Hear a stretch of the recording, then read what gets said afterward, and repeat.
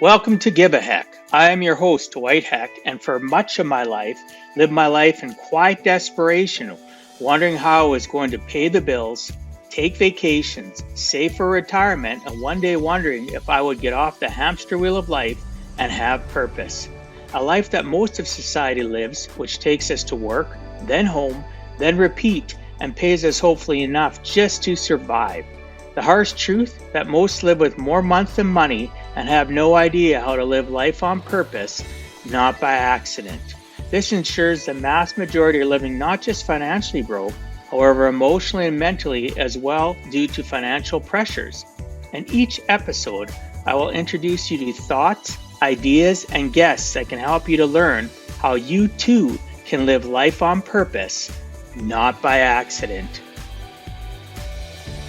Good day, and welcome to Give a Heck. On today's show, I welcome Victoria Rader.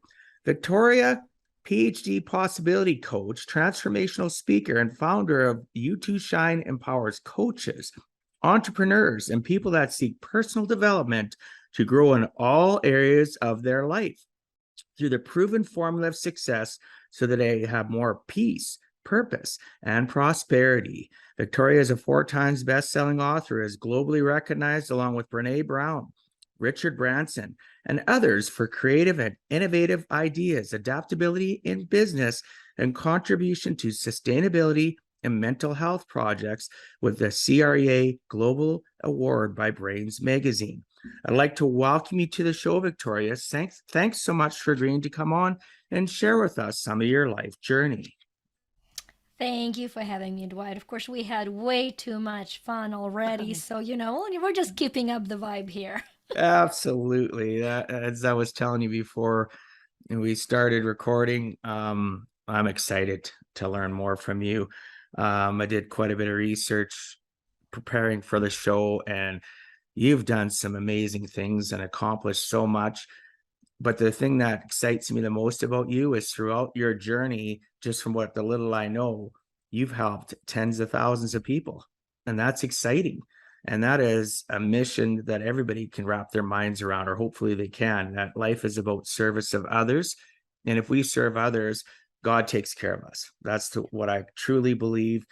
Service, it comes back to us. The more we, if you don't have a giving mentality or a giving heart, it's hard to get back, right? So I appreciate that about you already, and I imagine I'll appreciate you even more after we get through this conversation. So, Victoria, one of the things I focused on, as I mentioned to you, is a person's origin story. And for the new listeners, the reason I focus on the origin story is in life, we hope that we can portray who we are in a real vulnerable situation where people learn to know, like, and trust us, where they communicate with us, whether it's, verbally or in print or whatever the case may be, and they can't wait to see or hear or read what we have to say again. And I think that starts that connection from our origin, from our earliest recollections as little kids all the way up to where we are today. So I'd really appreciate it if you could share your earliest recollections from childhood to adulthood to lead you to where you are at currently.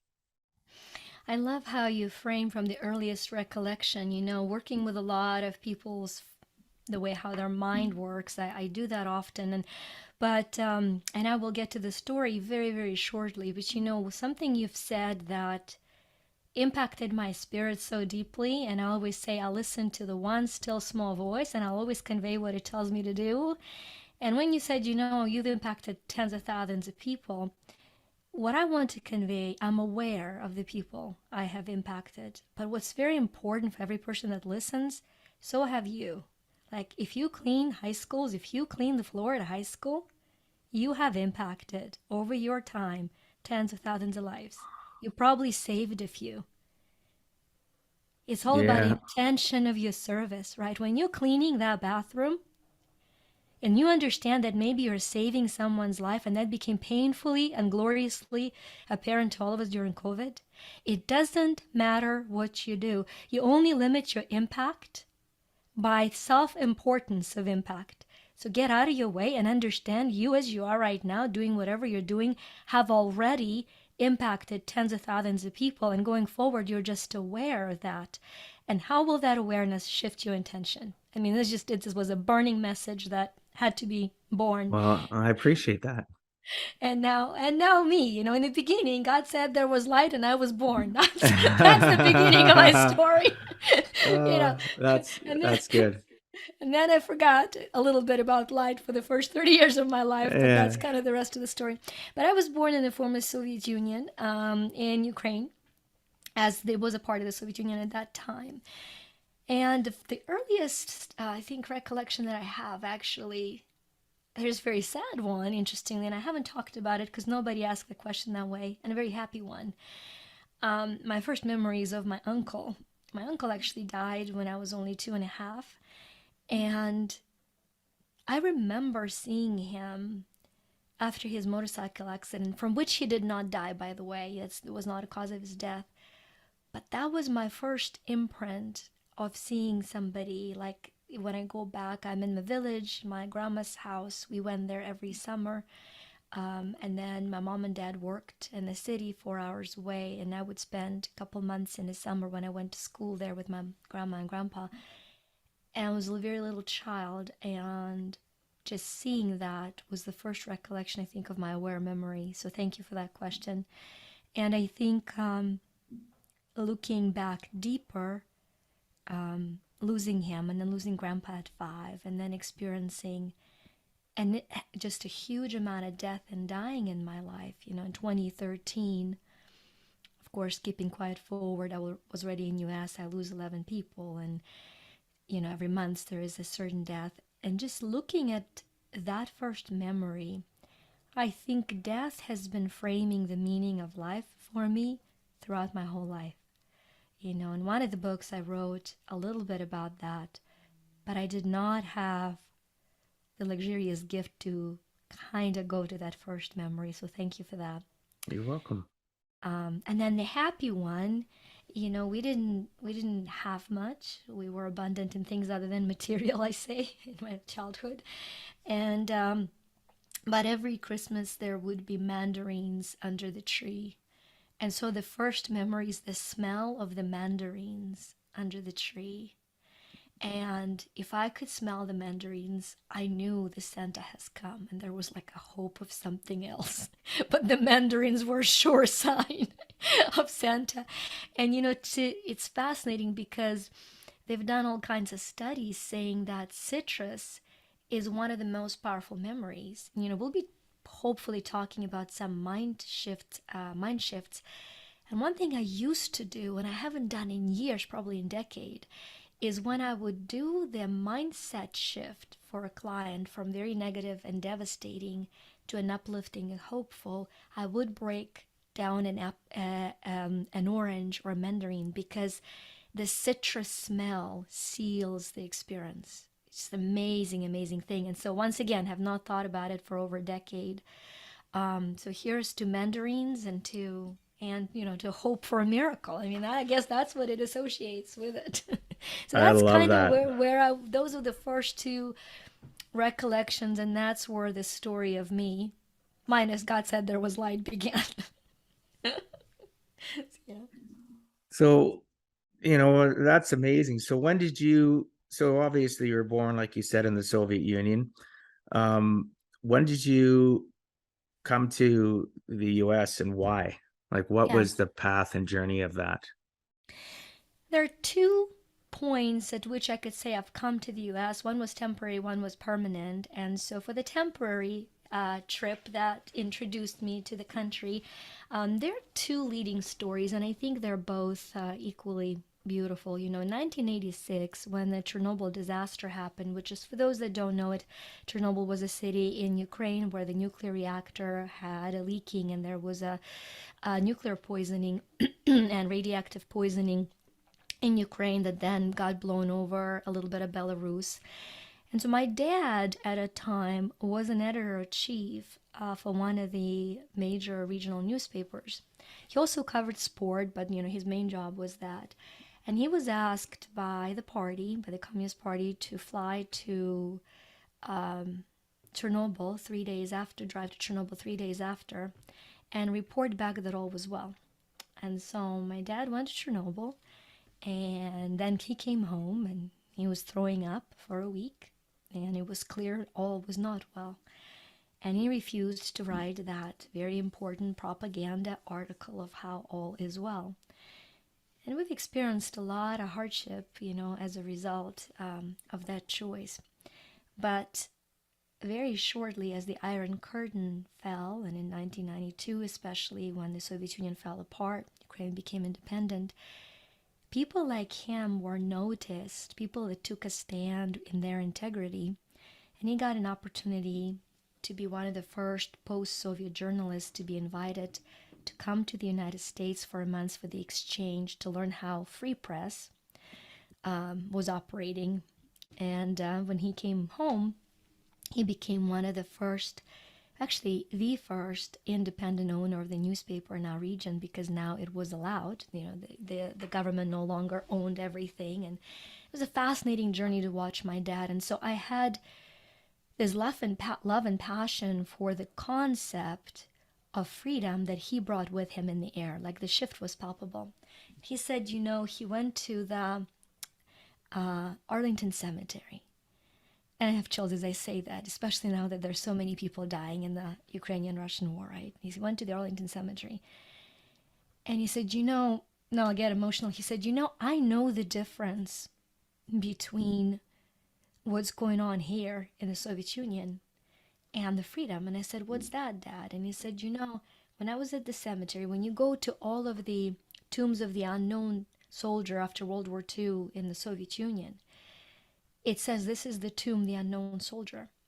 And he said, when you go to the Arlington Cemetery, to the tomb of the unknown soldier, it says, there lie those whose names are known only to God. And he said, there is an infinite difference between known to God and being unknown. Because the unknown life has no meaning. But life that is known, even if only to God, has a meaning and a purpose. And then it's your job to find it. Now, my dad was not a religious man, right? He was a man of faith. He believed there was greater power. But it was the greatest spiritual, religious lesson I think I've ever received. And so when I had an opportunity, when I was 16, I finished high school, and I had an opportunity to go to Santa Barbara to help a friend who immigrated there early and was going through a severe culture shock and became anorexic. And her mom said, if you fly out, if you buy a ticket, I'll pay for your stay to help her through this cultural, adjustment. I jumped on that opportunity because of, my dad's experience. And that was my first time being in the United States, and had an interesting experience in Santa Barbara. I was taken for a little Mexican girl. And instead of deciding that that was a discriminatory practice, I learned Spanish. So I could say, soy de Ucraniano de Latina America, and that was just fine. So that was my first time coming to the country. Then I went back to Ukraine, went to school, Kiev Mahila Academy. And there I met a very obnoxious professor who is now my husband of 27 years. And that was my permanent reason to come to the United States in 1995. That's amazing. Your story is it's quite amazing to what you had to experience. Most people, I don't think I've ever experienced, somebody talking about even Chernobyl.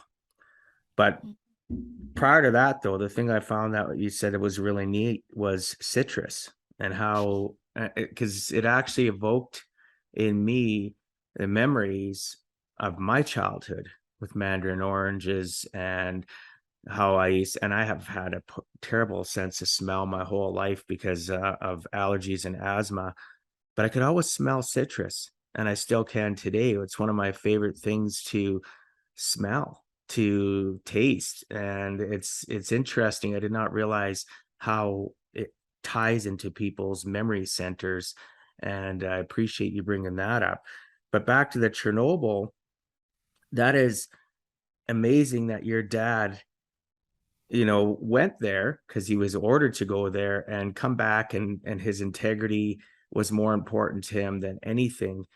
To fast forward it to him being able to start up his own newspaper, back in 92, I think he said it was. That is amazing, the things that you've experienced, and through your eyes, through your lenses, you've seen that and how it's affected you as an adult today. It's amazing, right? I've never talked to anybody that had ever been in that circumstance, especially having somebody that had to report about Chernobyl. Because I know all I can remember, like in 1986, I had just graduated high school in 1985.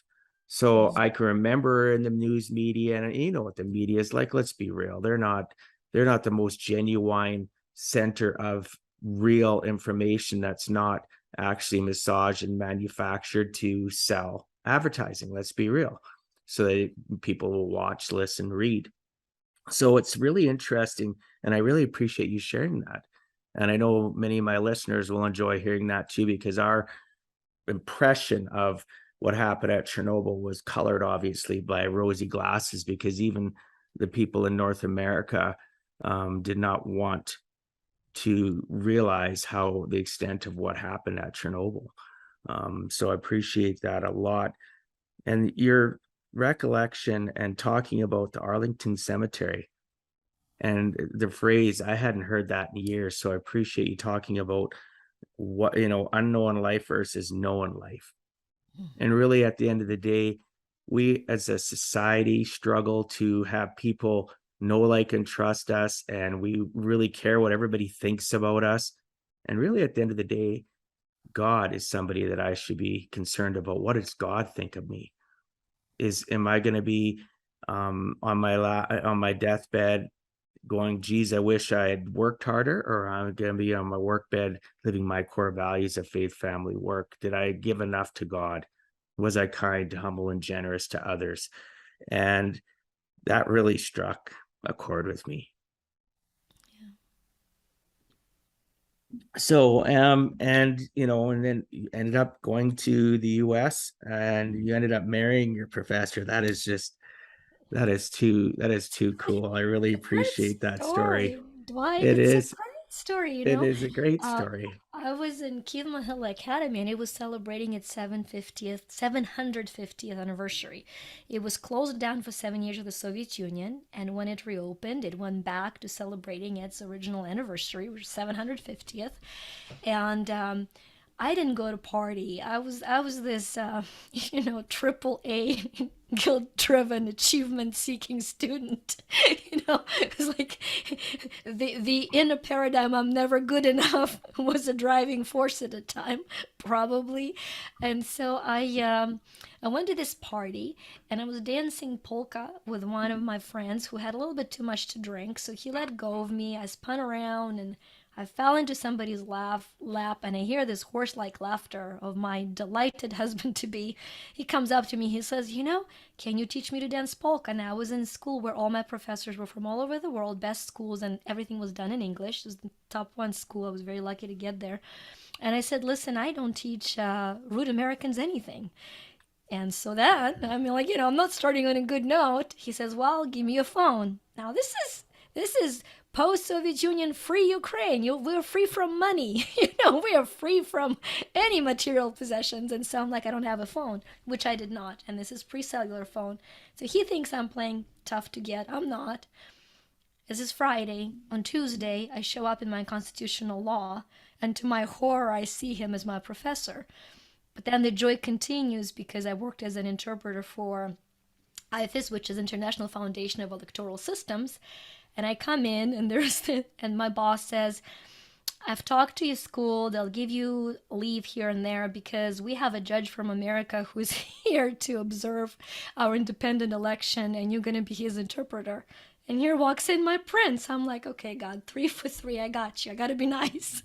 I got to be nice. But that's kind of. So I tell people, you will not lose your opportunity. You will not lose your opportunity. So, yeah, that is so amazing. Like, honestly, as you said, hey, God, 3 for 3. I get it.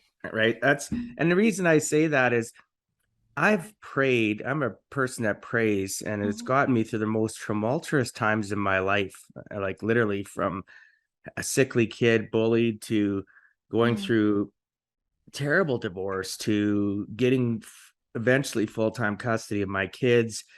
I prayed all the time.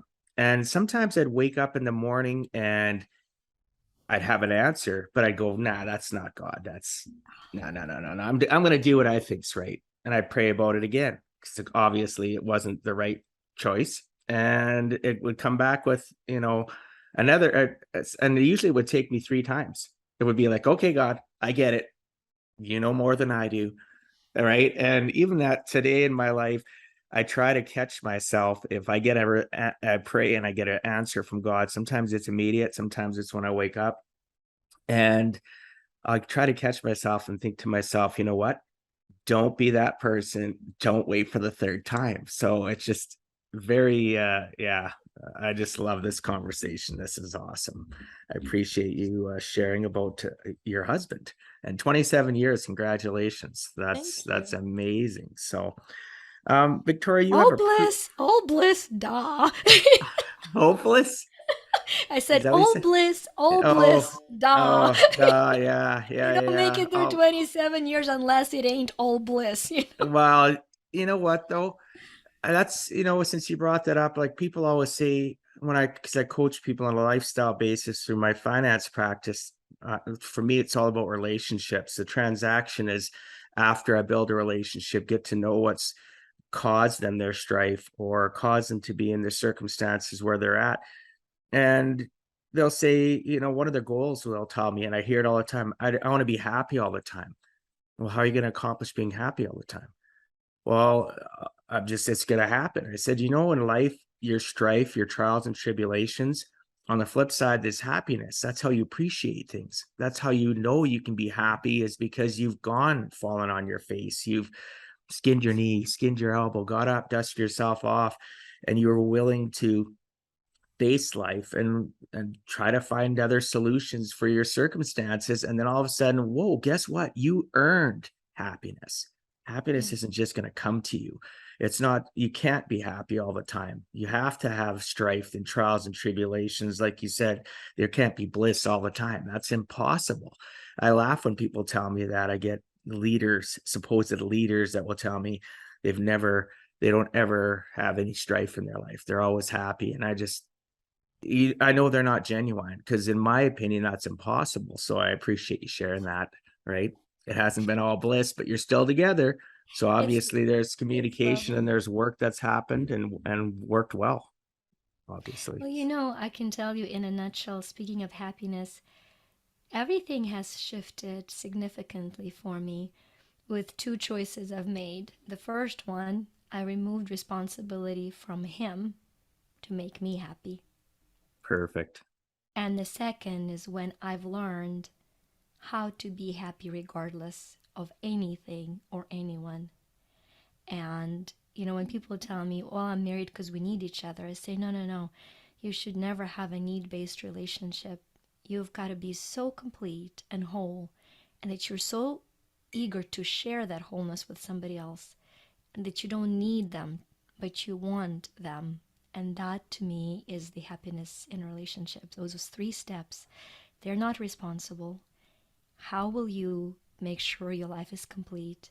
How will you share that life with your partner? Because you can't wait to show them the light that you carry. And it's a miraculous process. It's tedious, but it's gorgeous. Isn't anything in life that's worth having or possessing on an emotional, mental, spiritual, even physical? It's tedious. It's work.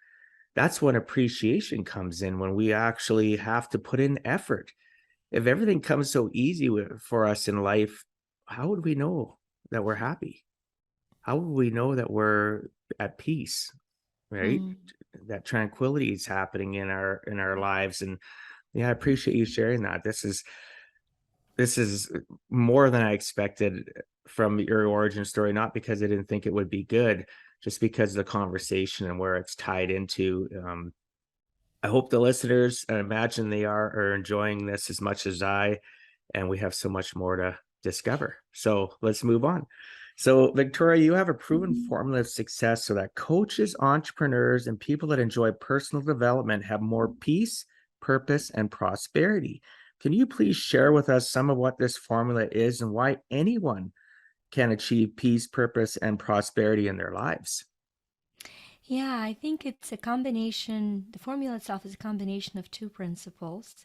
And those two principles, of course, are broken down in subcategories. The first principle is the law of growth. In my most recent book, I believe, Prosper Me, it's one of the laws. And the law of growth formula is your mindset multiplied by your skill set multiplied by your effort equals results. And then if you're a person of faith, you add to the left side God, and then you have God multiplied by mindset, skill set, and effort, and that equals infinite results. You will achieve results either way, right? You will. It's just that allowing for that infinite power of God expands them infinitely. So when you look at the mindset, skill set, and effort, for years I've been looking for, okay, how do I explain that to somebody? And finally, it's a very visual, simple thing. If we say there is a visual flow of prosperity, here's like this flow from sky of prosperity, right? It's right there. So your skill set allows for you to know where to find it, right? I see so many businessmen, women, entrepreneurs trying to master their objection handling. And I'm like, why? Why would you be working with clients who object your services? Do you not understand that at this very moment, there are hundreds of clients that are praying, hoping, and wishing for the exact offering that you and only you have? While you're trying to breathe life into the dead fish, right over there, there is a lake with fish jumping out of the water saying, "Where are you? I can't see you." But if you don't have a skill set to find the opportunity, you will be putting effort without much result, right? So if you think of that flow, the skill set shows you where the flow from above is. The effort makes you move your feet to get into the flow, because a lot of us are like, oh yeah, lake's over there. I wonder when it'll move over to me. I mean, maybe I can read another book about the lake moving to me. So you gotta effort moves your feet. But the mindset, the reason there's such a big stress on mindset is that you could be surrounded by opportunity. You could be putting the effort in, but your mindset is the lid on a container of prosperity. If you're holding a container as if to catch the prosperity coming into your life, the lid on it is your mindset. People say closed mindset, open mindset. Think of it literally. Open mindset allows for those opportunities through. And so that the subcategory for mindset is, once again, I love English language. It's my fourth language. It's not my first, second, third, my fourth language. I love it. It's my favorite, actually. I now think and dream in English because every word has an etymological meaning. So we say mindset, and the danger is to think that it's something that's set. Even if it's good, if it's set, it ain't growing. So I've heard people say, well, there's a growth mindset. But I look at set as a set of things, right? You can have a cooking set, you can have a set of toys. And so I identify mindset as 6 mental faculties. Okay, and those faculties are imagination, intuition, memory, perception, reason, and will. So now all of a sudden, when I'm to shift my mindset, I understand what in the world that actually means. It doesn't mean be positive and say, yes, I can, over and over and over again, while your inner voice says, yeah, right. It's looking at those 6, understanding which one of these 6 faculties is the weakest and how can you adjust the most. Because nothing that has been created and is worthy of keeping it, has been born without that particular recipe for mindset. So now you combine the two, and if you are somebody who is stuck in life, you now have all these amazing, simple steps to start. You say, wait a minute, was I putting all the effort without the skill set? Oh, do I need to improve my mindset? And if I do, which one of these 6 faculties. Maybe one of them is even new to you. Maybe you heard intuition as a spiritual conversation. No, no, no. Intuition is simply what you're into. If you are into violence, you will become very intuitive about violent situations. If you are into finances over and over and over and over again, you will become intuitive about some financial decisions. Now, if you're psychic and you're into reading people's energy, which is what I do a lot, you will become very good at that. We're all born with an intuitive set. So think of it as into something that you are naturally passionate about. You can develop it, you can deepen it, and deepen and developing it in one field will free you to develop it in, other areas of your life. So that's the combination of the mindset, skill set, and effort as we teach. And then when I say multiply by God, I'm very clear that while I know who God is in my life, it's important that you look at God as great overall designer, however you define that source of life to be. And understand there's something greater than you are. I often tell people, no two truths. One, there is a God. Two, I'm not it. It's just a very easy way to live. Yeah. So That's really it. And this is gonna sound like a weird segue, but that's why I stopped years ago. At one time in my life, I used to fear death all the time. And I don't fear death anymore because it's another journey in my existence, in my energy, my soul. And it's because, just like you said, I'm not God. I know there is a God, and I just give it up to him all the time and be the best version of myself every day. And every morning when I get up, I welcome God into my day and realize that by multiplying my life, as you would say, with God, my results are infinitely better. So I really resonated with your explanation, and you're great at that, by the way. You're a great storyteller, and your ability to tie everything together is God-given, right? God wants you to make sure that you can connect with people. So I really appreciate that. So I like that, though, the intuition into it. I've never heard that before, like explained that simplistic, because it is simplistic. And I definitely am going to look into more what you talk about. I especially want to look into that app, right?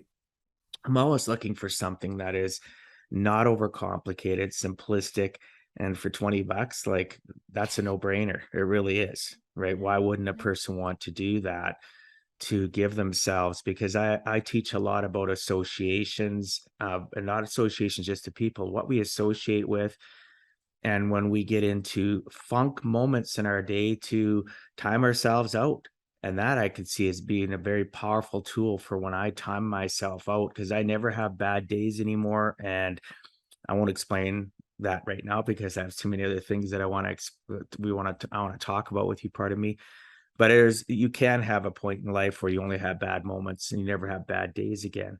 And I'm always looking for tools to add to my arsenal when I time myself out and I'm having a bad moment, to reground myself, as we talked about before the podcast recording, grounding myself back to reality of what life is and what life can offer, and not living in a life of boohoo woohoo, like, oh, this is so terrible. And I call it the hamster wheel effect. People jump on a hamster wheel when they're young and they never get off, right? They just get stuck.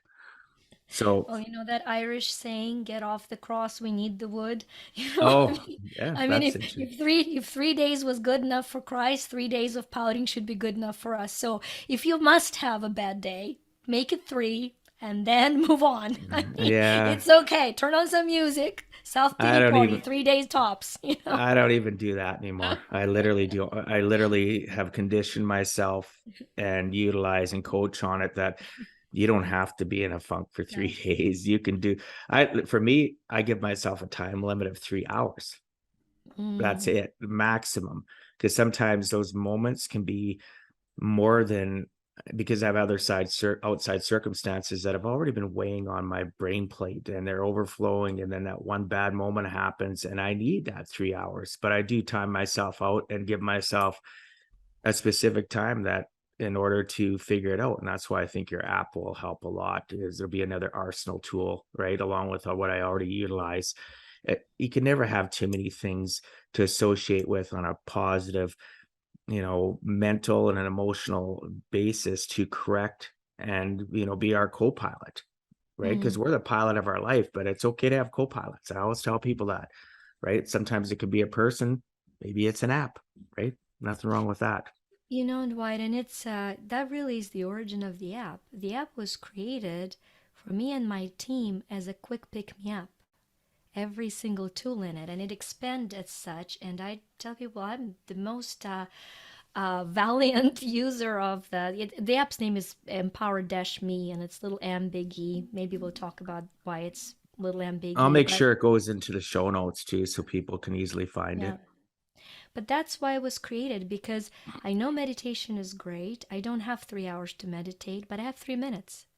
So, we've That's created. powerful though, because everybody I talk to, I've had so many people on my show and they talk about meditating, and I listen to people that get up at 4 or 5 in the morning and meditate for an hour. And you know what? I'm always looking at clocks and time frames in life.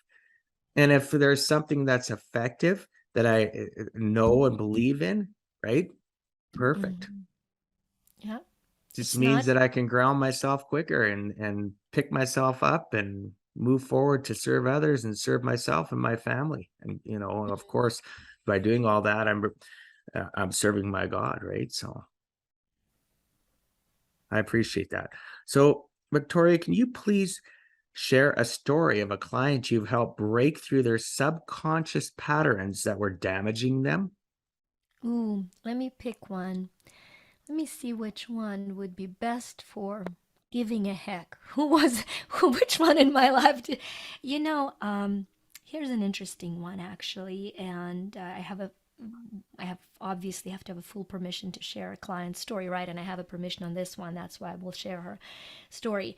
And she's a client from Great Britain, and because I work with the combination of subconscious mind, the mind that controls 93% of our behavior, but we don't necessarily have access to, and then I bridge it with solution with the conscious practices, so to kind of give the framework of how the session went on. And in her particular life, she had a very, very severe apathy and rejecting life. I mean, she didn't give a heck at all. And so, and we can talk about, yes, there are techniques, but there's also patterns of extended sadness, right? Where a person is completely exhausted and they have no motivation to live. So when she came to me, she had that complete lack of motivation and, was considering leaving this life. And what we found is that she carried a deep subconscious belief: I resent life.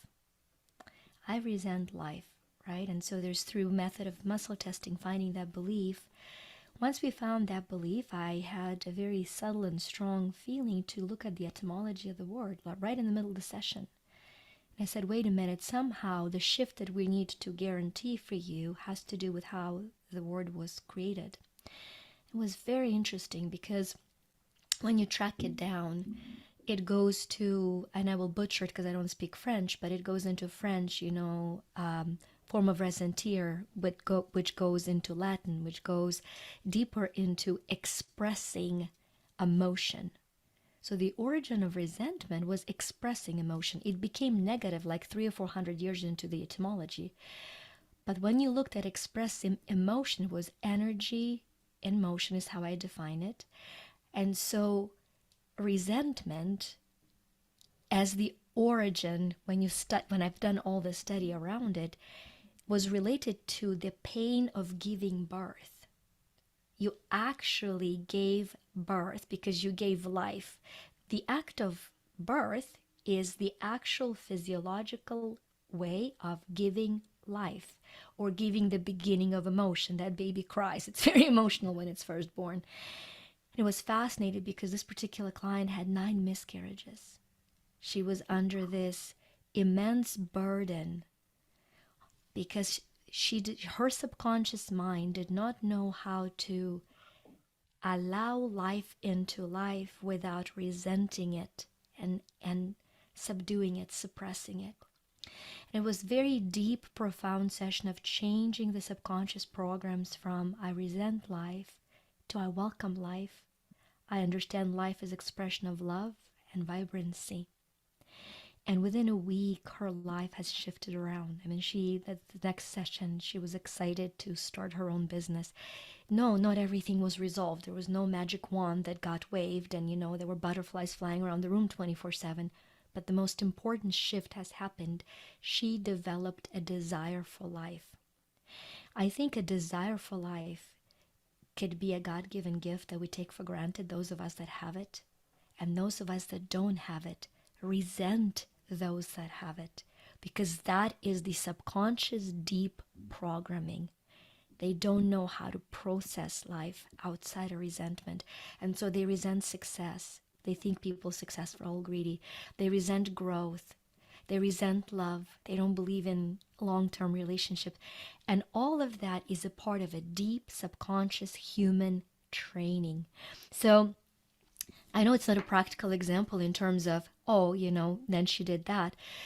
But to me, it was one of the most poignant sessions because this shift from resenting life, I also had clients who had program I'm allergic to life.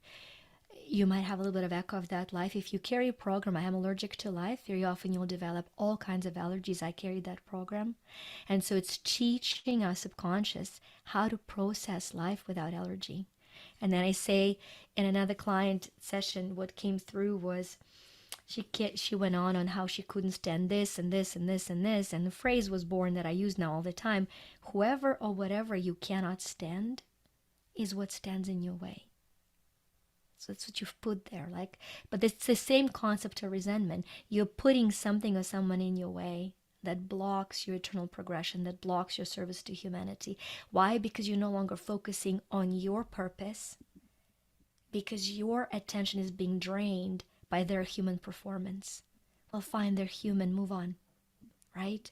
Move on through the principle of forgiveness, preferably, not through the principle of numbness, but, still.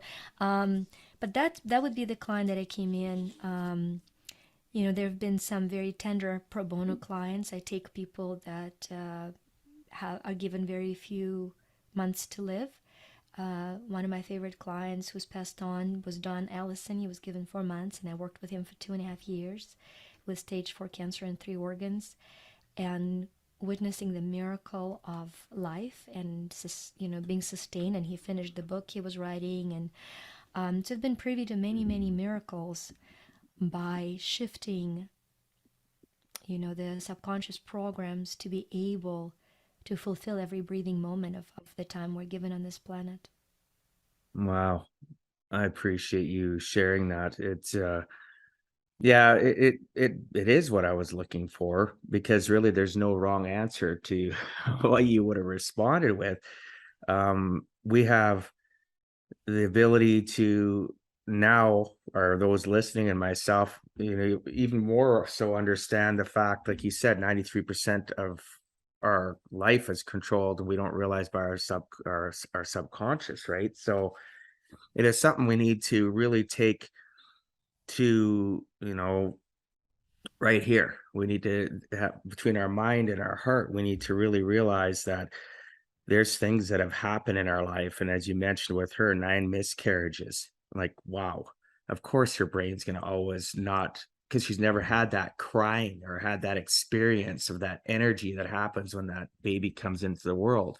And I've been blessed to see, children of mine born. I've been blessed to see grandkids already have their first bath, and they're crying right after they're born. And just that energy, I didn't realize until you brought that up, is so imperative, because life and death, right? It's I love the fact that you brought that up. People stand in our way. You brought that up in regards to, and I wrote down beside that, Like if we allow that person on our path and they're standing in there, that's what our now focus is for me, I coach it on the fact that that's an association.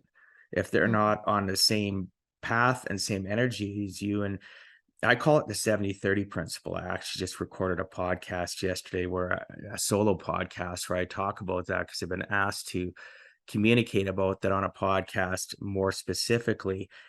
And I look at life that if anybody in my path that I allow to be in my path, and that doesn't have to necessarily be somebody physically in my path, it could be somebody I follow on social media. I follow their email stream, I listen to their videos on YouTube, or it could be face to face. 70% of the time, I better feel glad.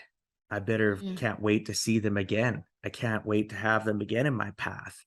All right. And 30% of the time, like realistically, you can't have 100%. For me, anyway, I don't believe I can have 100% connection with somebody where I'm always happy with everything that comes out of them, whether it's written, verbally, whatever the case may be. So I live a 70-30 principle. If they ever get to a point that they're 50-50, they're a wrong association and they're never in my path again. Because if 50% of the time I think, oh my gosh, what's going to be like reading or talking to them or having them in my path? Are they going to make me feel dirty? Or are they going to make me feel glad? Well, if I'm always questioning that, that's the wrong association, the wrong person to have in my path.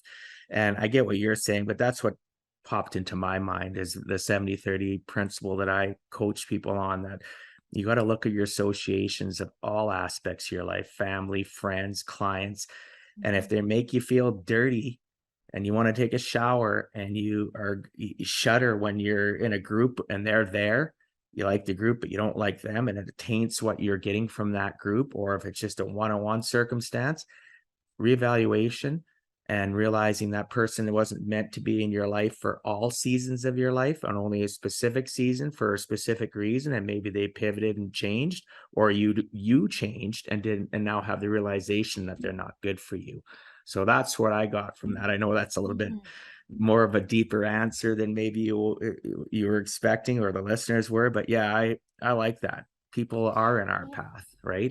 It's fascinating because um, I had this not argument by any means, but a discussion. You're from Canada, so you'll appreciate the name. Bob Proctor was one of the personal development gurus, from Canada. He's passed on last February, and he was my personal coach for a short period of time. He's made it to the Secret movies. Great, great human being, I felt. And he was of a conviction that to create a reality of our choosing, we have to be 100% at that frequency. There's an Einstein quote that's my favorite quote. And Einstein said, if you match the frequency to the reality that you want, you cannot help but have that reality. This is not philosophy, this is physics. So what he was saying is, you're talking about the frequency of perception. He's talking about frequency of creation. And he says, whatever it is that you want, if you match your frequency to how you feel as if you already have it, you can't it has to happen, right? And Bob would always teach that you have to be that frequency for 100%. So if you want to have a loving relationship, you got to be in that space 100% of the time. What it would feel like if I already were, respected and cherished and honored and loved, and just be in that energy, be in that frequency, and that would put you in a place of bringing people into your life that would support it. But like you, very much like you, Dwight, I said, wait a minute, we're human. We're unable of 100% performance in anything. I mean, like, in anything. I mean, make 20 perfect pancakes for heaven's sakes, I mean? And so, but for me, I teach the concept of dominant frequency always prevails. And because I have background in teaching statistics, dominant is 51%. So if you are having a 50% negative experience, 49% negative experience, but 51 of it is hopeful, it is faithful, it is full of light, you know what? That's a good moment. Maybe you're only capable of 51, that's a good moment. Then you build up to, Dwight's 70, and maybe if you're an idealist, to Bob's 100. But get it over that 51, either by letting people go, like you said, if it's the perception of your reality, or if you're now aligned to creating your reality, to building a life of significance. then you be 51% believing that you're a person of significance in someone's life. Doesn't have to be more than that. It's like, you know what, I matter. Like, I matter. There's 49% of me that says really, and you're like, really, really, like 51% sure, and you build up from that, you know. Yeah, so Yeah, very much on the same exactly. page. Nice. Exactly. Well, I know throughout our conversation so far, I could tell before we hit record. So I'm so enjoying myself. This is amazing. My level of energy right now and my gladness, and that, I tell people I get this, the warm and fuzzies, I guess would be a way of putting it, is way up there. So I really appreciate you and your responses and your thoughtfulness of your answers. So, Victoria, where do the majority of our subconscious patterns come from? And is there any way to avoid them? Fantastic question. There are different schools of thought as to how they're created.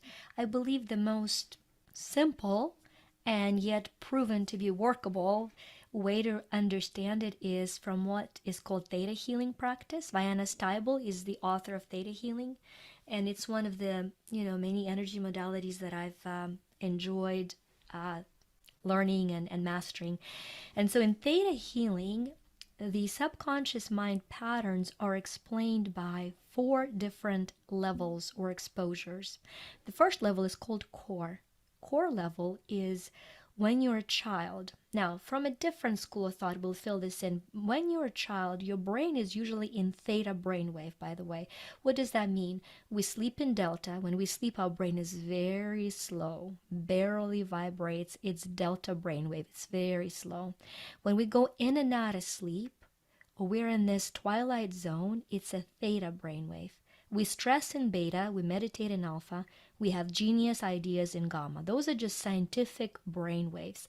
So as a child comes into the world, they don't yet know how to stress about life. Their brain is in theta, in a twilight zone. Why is that important? Because the theta healing brainwave is the suggestible brainwave. It is the gateway into your subconscious mind. Everything that is told you, impacted on you while you're in a theta brainwave, your subconscious imprints as the truth. And so when your parent hits you and says, I do this because I love you, you learn and then later write a song that love hurts. No, love doesn't, true love heals. But false life, fake love, pretend love, unable to know how to parent love, that love hurts, right? But you are learning these patterns and then you regurgitate them, either as a victim, receiver of the program, or predator, giver of that damaging program. You're programmed as a child, that's the core level. Then there's genetic level.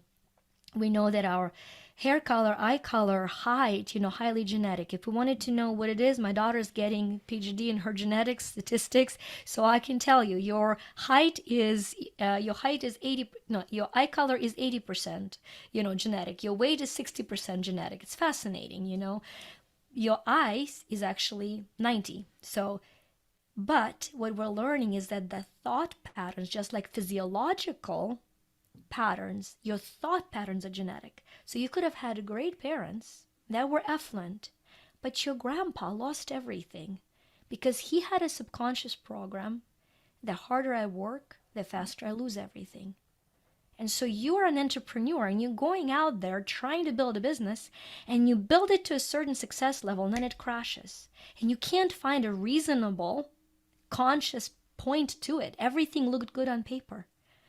And that's when you say, wait a minute, it was a genetic pattern that is to be healed, that skipped the generation of your parents. And it's very freeing to understand that some of the thought patterns and behavior patterns and habit patterns we have do not make us demonic beings. They make us human beings seeking healing and help because we are programmed for certain behaviors. Now, the third level that we're going to talk is history. And history level is there's the fact of common consciousness. If everybody in your country believes that diabetes is incurable and can only be maintained, you're going to start believing it's incurable. I would just suggest, how about we shift from up till now and now it is curable. But we accept the fears of society as our own fears, and our subconscious accepts them as truths, and then we fear that it could be our future. And then the fourth level, you would have to be a spiritual person to understand that subconscious level. It's called the soul level. And this is if you believe that there is a part of you that is eternal, that has always been. That part of you probably has some memories that it has carried forever.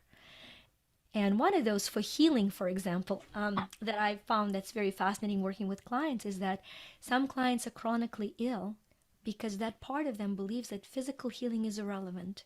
And it kind of is to that soul part of them. It's like, it's just a body. I'll make it through this life. I'll be fine. And so you need to teach their subconscious that for here, for now, right? We were talking about the words I overuse now, here and now, that it does matter, that healing is possible. And so that is how the subconscious beliefs are formed in a classical theta healing technique. In a more of a mindset technique, we know our thoughts are electric. We measure our activity of the brain as electric impulses. Well, we know that every time there's an electric impulse, there has to be a magnetic field. That magnetic field is our emotion. So we're electromagnetic thinking, feeling beings. And what does an electromagnetic feeling does? What does electromagnetic field do? It repulses and attracts, right? This is not woo-woo. This is quantum physics. This is not just the law of attraction as it's been understood or misunderstood. This is just how our body, it starts vibrating. So if I'm thinking I'm a loser, I'm shrinking the energy, I go to interview, it affects my performance. I fail it and I validate I am a loser. But if I'm going to the job interview and I think I'm a gift to them, I can't wait to change, to help, to serve. You're just ready to go. Your energy will vibrate out and expand. They will want to have you. So your thoughts frame your emotions and thoughts drive your actions bring your results. So you can look at these two different patterns, combine them however you want to, into how the subconscious is formed. Now, can it be avoided? The short answer is, of course not. Can it be understood and worked with to free us to be who we were born to be? Yes. Wow. That is, people that are listening or watching, rewind and listen to this again. Plethora of information. It's almost like drinking out of a fire hose, the amount of information but I'm not saying that's bad though. I'm just saying that whoever's watching or listening to this, you need to do what I'm going to do and definitely research what you teach and what you talked about here, because that is, like the number 3, history, fears of society we accept. Well, that's patterns. We are taught patterns from very young age that whether it's genetic or not, my dad, for an example, learned things from his dad, which was, he'd come here from Russia and my dad, first generation, learned specific things that I heard and listened to and just accepted and mirrored until I had a realization. But that happens within society and how people project in our school systems and how they teach pattern teaching, and that pattern teaching needs to be broken. They teach the same methodical garbage. Yeah. Sorry for people listening. I'm not against the teachers. I'm not against the administration. I'm against the processes that they're forced to present consistently year after year after year to bring people into college or university, or they may not go to college or university, but they're programmed a specific way. They're not programmed to be thought leaders. They're programmed to be little machines, automatons. It's sad, but it starts from our earliest, how we were trained, how we were raised, how our teachers trained and taught us, how our friends treat and taught us. And I really appreciated what you brought up. Not that the rest I didn't appreciate, but that one really resonated with me. Mm-hmm. So one of the things, Victoria, and you brought this up about the fact that, and I didn't say it back then because I knew it would come up in that process of flow questions. And because you caught the fact that I said it a lot. Victoria, why when we state the phrase, I don't care about, insert whatever word a person wants, such as money, success, my job, etc., why is that so detrimental to a person to have that stuck in their mindset saying, I don't care? I think there is a point of defense. Usually, I look at it as a point of defense. Usually, when we say, I don't care about something, it's because deep inside we care very deeply, but we don't necessarily believe that we have the skills, the willpower, or the help to shift what it is we say we don't care about. And the reason I know that is because our subconscious mind does not understand negation. So, what do I mean by that? I'm going to ask everybody right now to not think about their car. Do not, I repeat, do not think what color it is. Do not think whether you have leather seats or fabric seats. Do not think of if you ever got a ticket. How did we do? I mean, maybe we could force it along for the first sentence, but right now, all of those answers are in your mind. Because the subconscious mind does not understand negation. It understands frequency around it. So when somebody hurts me and I say, you know what, I just don't care, that does not sound as not caring. That sounds as I cannot solve this right now. Right? And so it's a beautiful invitation to say things that you might not think you care about. Learn to care about yourself enough to find which part of it you can affect and you can change, that it can become a point of care. It's just a beautiful, beautiful shift. I joke that Shakespeare was the first metaphysical scientist because he said, to be or not to be, that is the question.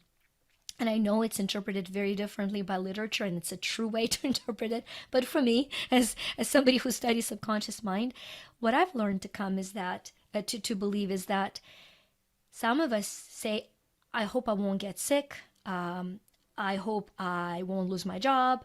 And so we are naming things we don't want to be, only to then live through them. Why? Because the fear frequency describes the event, and our subconscious mind zooms in into that event.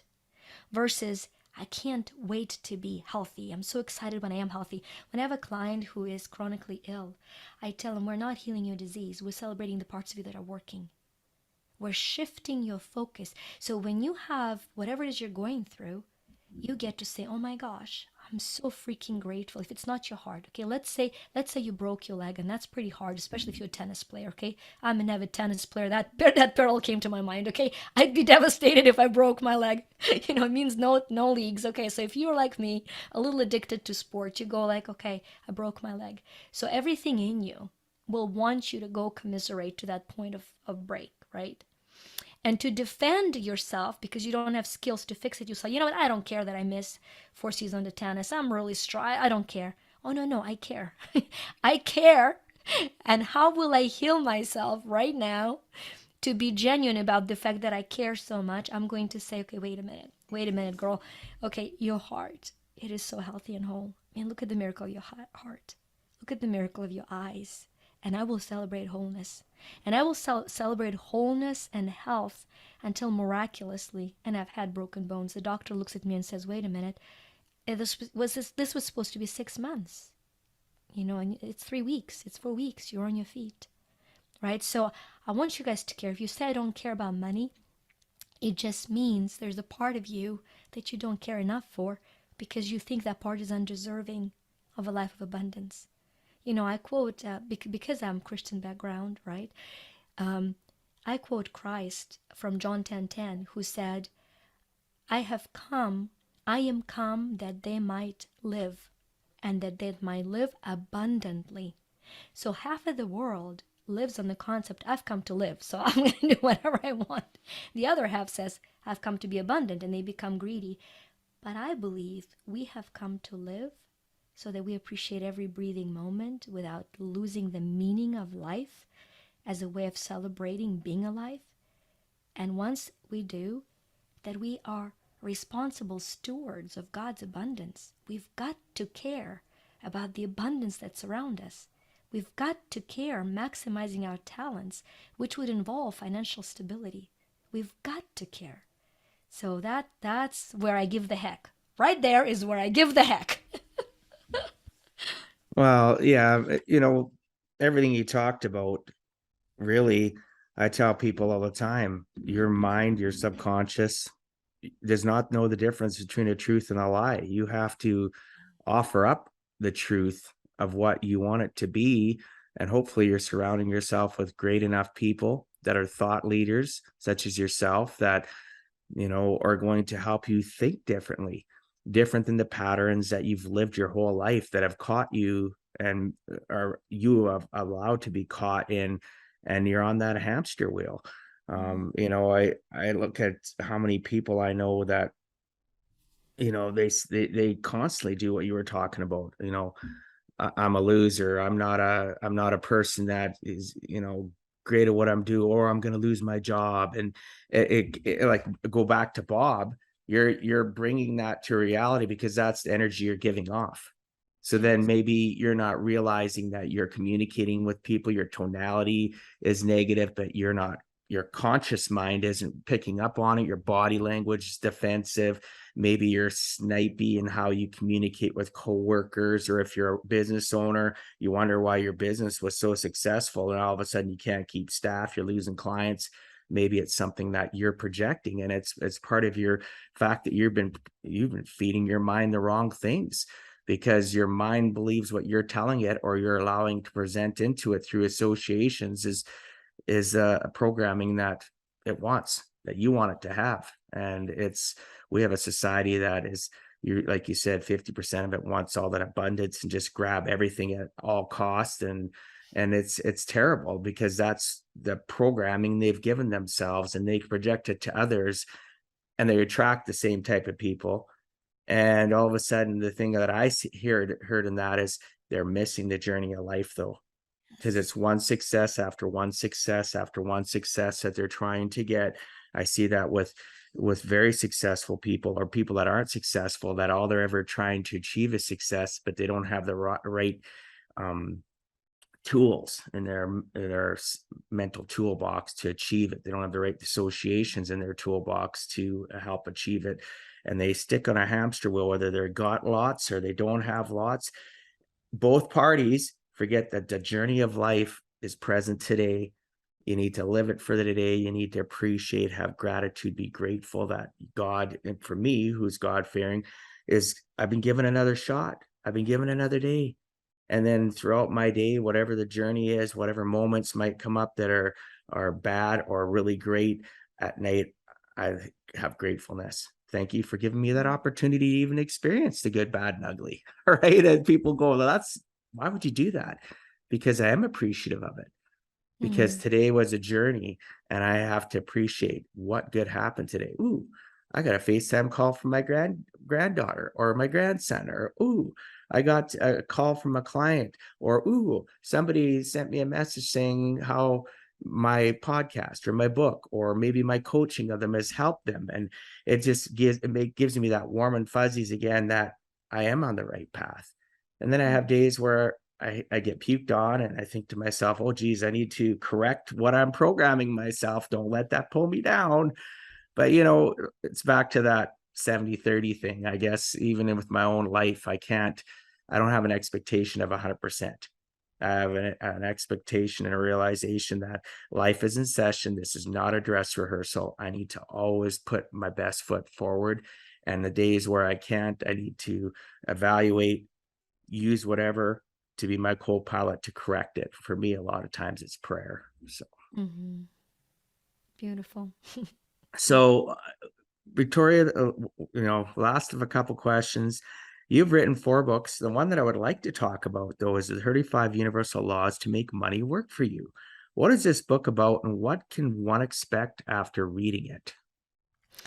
Yeah, the book is called, like you said, Prosper Me.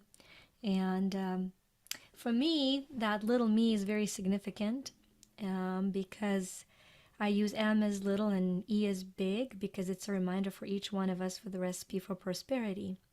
because each one of us is both mortal and eternal. There's a part of us that's going to go down. That's dying every 7 years completely. The body you're sitting in is a brand new 7-year-old body. So there's a part of it that continually dies. That's the mortal. And there's a part of it that is eternal, that keeps staying on, however you call it, your higher self, your spirit. Then there is that matter that makes mortal, and there is the energy that turns into eternal, right? Finally, there is material that we manifest, and there's essential that expands. So I look at each one of us as matter surrendering to energy through love, as mortal surrendering to eternal through love, as material surrendering to essential through love, and as manifesting surrendering to expanding through love. So prosper me then becomes how to allow your spirit, your big E, to prosper your relationship into fulfillment, your life into purpose and peace, and your finances then, your little m, we can't forget it, it's there, into financial prosperity and stability. I think there is an unspoken conflict today between the matters of the body and the matters of the spirit. And I believe God created us as both because both are a gift. And it is a gift of surrender to God's love, right? To Creator's love. And so the book Prosper Me then, I take 35 laws that have been revealed, channeled, whatever word you want to use, by the source through which all my inspiration comes, right?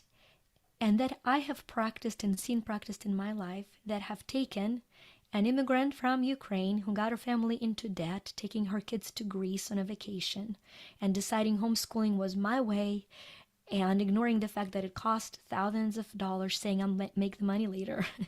And so learning that I knew nothing about money, learning then everything I could learn about money without sacrificing who I am as a person of integrity, learning how to align the two. So the book is the 35 principles that I call universal laws. They're universal because you can apply them to any area of your life. Any. That's what makes them universal. But then I apply them through practical application to building financial stability.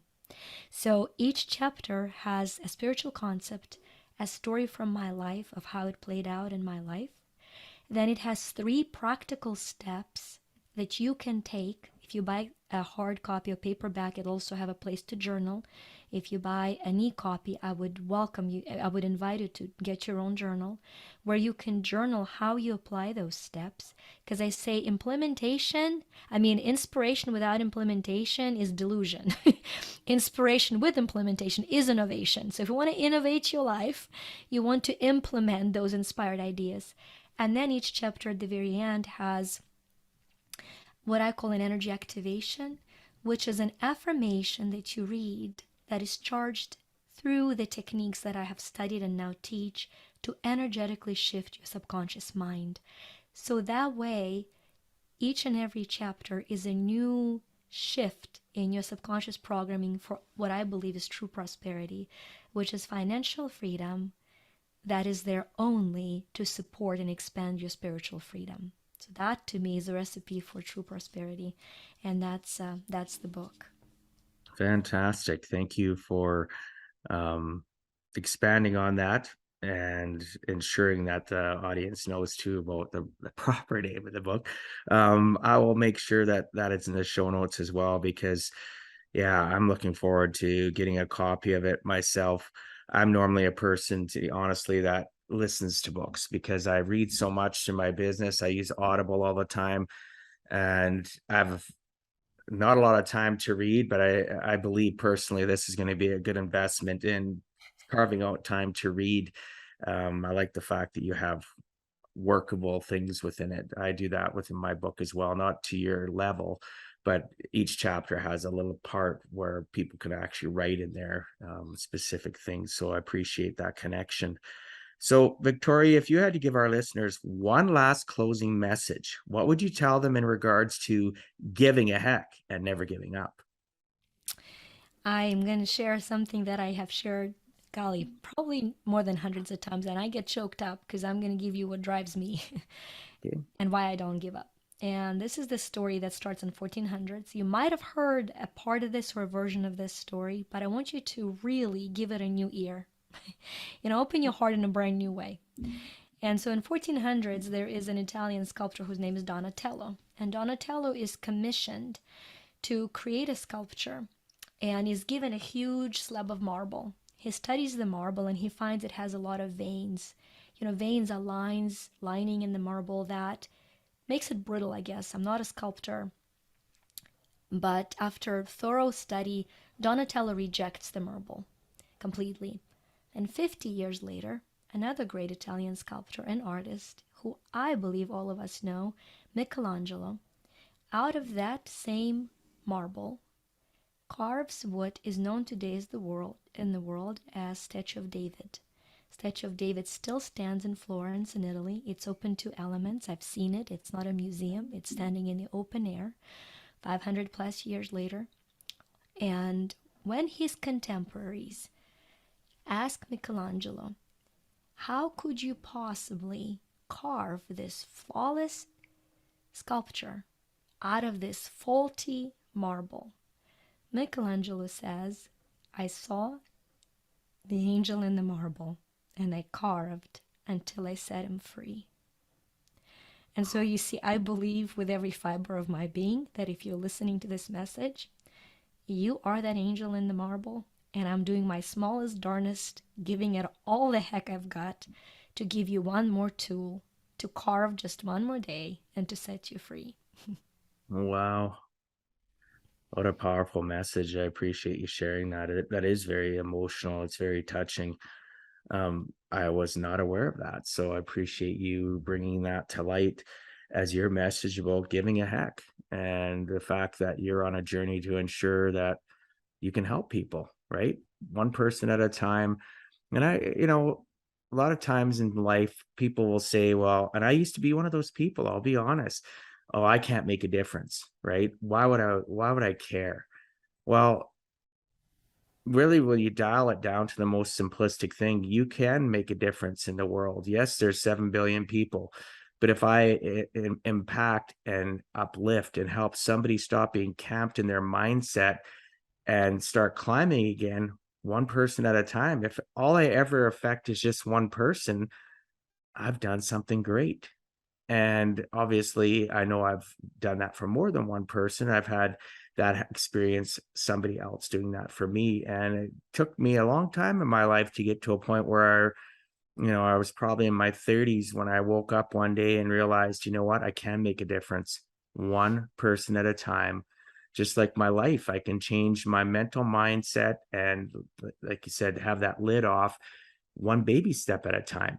Not everything has to be a sprint or a marathon. And, I got to beat this time. I got to beat this person. I got to do the comparison game as you were speaking about. It's just the only person that I need to please is me first. And I do it through the eyes of God, right? And through, if God had eyes, I guess you could say, but I do it based on the fact that I'm trying to do what I was meant to do and serve others. And if I only serve one, and then I serve another, and I serve another, if it gets to a point where I serve large groups, which we all hope to do, where we can serve and touch more than one person at a time. But if all the listeners and people watching, if you ever do is just serve one person, start with it being you and uncluttering your 6 inches between your ears, and work to be the best version of you so that you can serve others. Figure out your purpose, right? In order to have prosperity, you need to understand what is your purpose in life. What are you here for? It's so much more than just materialistic things and, squirreling away things and look what I've got compared to the Smiths and Joneses next door, or look what I've done better than the people I went to school with, or my neighbors or my relatives. The only person you're battling and competing with is yourself, and that yourself is important. And realize that, there's great people like Victoria out there that can help you repivot, reframe your mindset, and really give a heck and be the best version of yourself. So is there anything else you would like to add, Victoria, before we wrap up? Well, I think if you want to take a fun quiz, we have a fun quiz that's called moneyquiz.me. And of course it's .me because now you know what me stands for. And what it does, you discover your driving emotion and passion. Is it compassion? Is it value?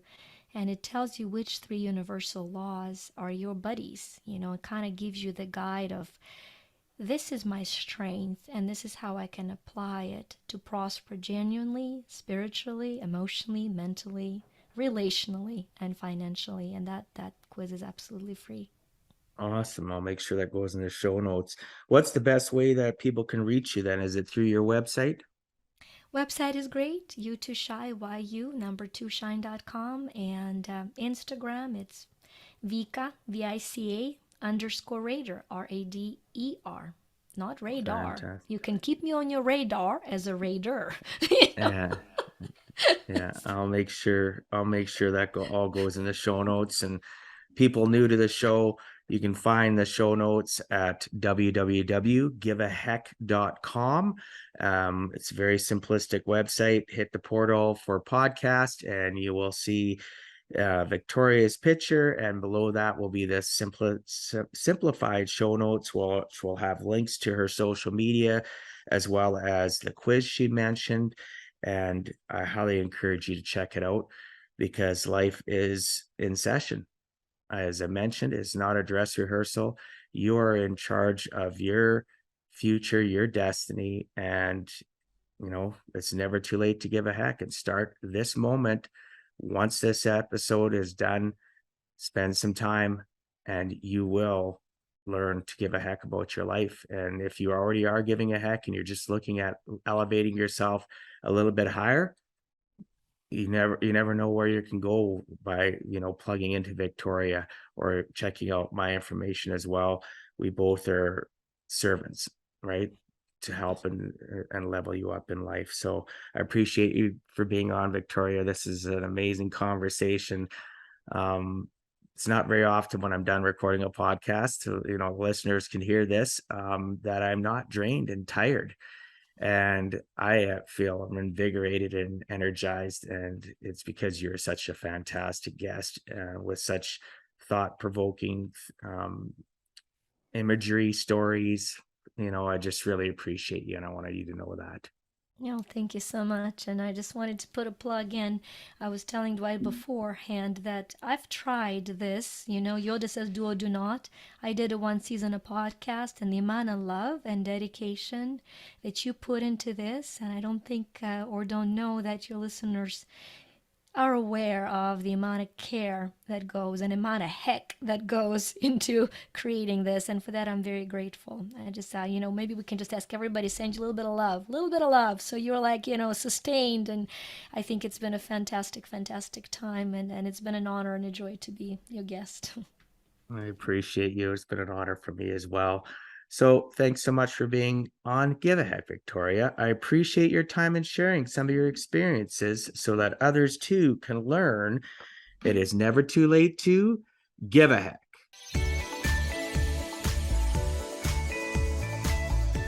Thank you for taking time out of your day and listening to Give a Heck.